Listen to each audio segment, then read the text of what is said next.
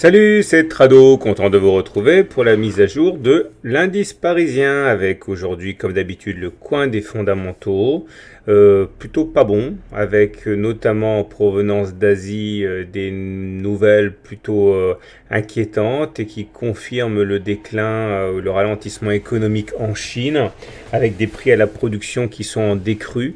Ça montre tout simplement que la demande a tendance à se ralentir et donc la pression sur les prix est faible, donc les prix baissent.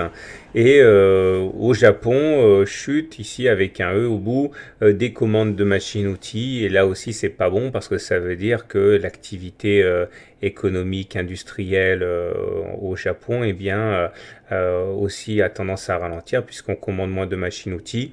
Aux États-Unis, les inscriptions au chômage se sont révélées complètement en ligne avec les attentes et il est vraiment surtout évident et clair que la nervosité gagne les marchés à mesure que l'on se rapproche de la fameuse date fatidique de décision de la Fed sur les taux d'intérêt et ça nous donne, eh bien, ça nous donne ceci.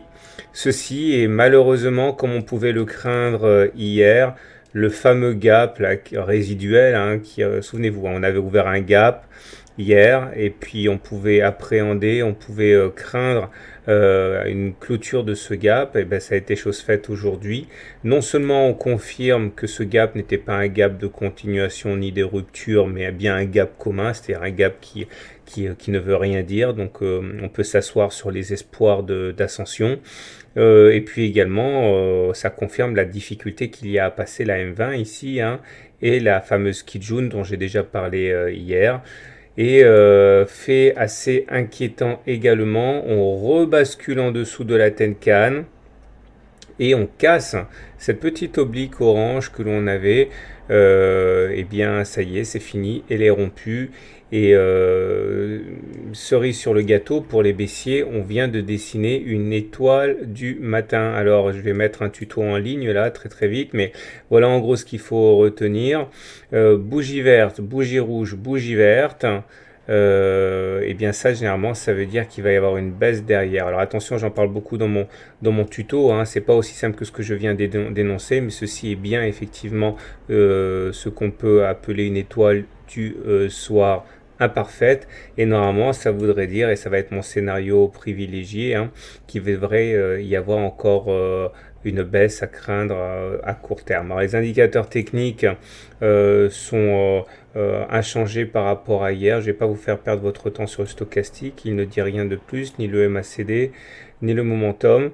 Ni le CCI en fait. Le plus important c'est de remarquer que ces volumes qui ne montent pas, hein, ça veut dire vraiment que là ce sont les traders et les robots qui font joujou. Les institutionnels ne se placent absolument pas, ni d'ailleurs s'allègent de manière évidente, hein, à moins que ce soit fait de manière discrète, mais voilà, il n'y a pas d'allègement massif et inquiétant comme il a pu y en avoir déjà préalablement. Ce qui est sûr, c'est qu'on ne veut pas acheter parce qu'on ne veut pas acheter dans un climat d'incertitude.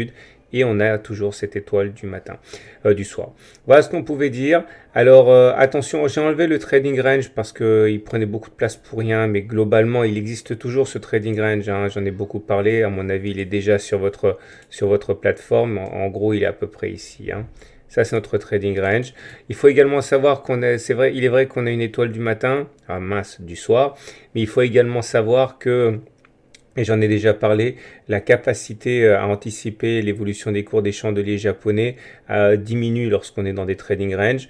Bon, mais en tout cas, ça, plus la cassure de l'oblique orange, à mon avis, quand même, on devrait les baissiers devraient tenter d'aller plus bas à très court terme. Ça m'étonnerait qu'en effet, les plus bas. Voilà, je vous souhaite une bonne soirée, je vous souhaite de bons trades, et je vous dis à demain pour la mise à jour.